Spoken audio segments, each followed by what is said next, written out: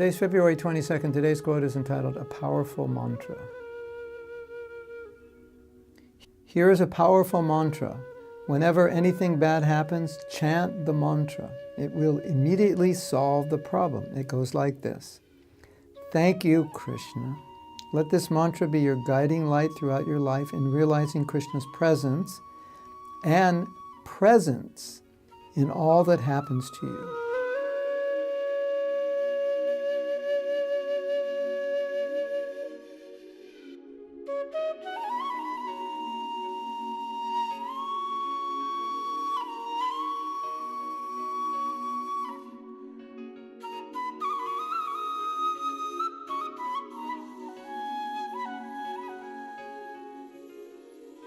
You like that mantra?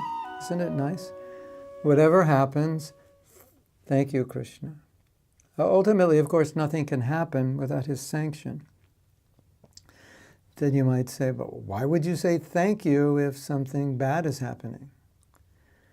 Because the bad is good ultimately, because the bad probably is just something that needed to happen to help us in some way. Realize something or push us in some way, or realize that Krishna, he's up there pulling all the strings, trying to move us in various ways to help us become better devotees, to help us be more Krishna conscious. So, yeah, what can we say? That if you can perfect this mantra and be able to say thank you, Krishna, for whatever happens, as I said in this quote, that pretty much solves the problem. Why does it solve the problem? Because you're acknowledging it's not actually a problem. It's actually divine arrangement. It's some kind of blessing, something to learn, some way to grow. Now, the problem is, if we don't see life as a school and we're just here temporarily to learn, to purify ourselves and perfect ourselves, to go back to Godhead, then we get attached to things here. And when we get attached to things here, it's really hard to say thank you because we want everything here to be perfect. We just want to be happy and peaceful and have a nice life and also be Krishna conscious. But when it doesn't go that way, sometimes it's difficult to say thank you because we forget that life is not necessarily in this world going to always be nice or is meant to be nice. You see why we can't say thank you?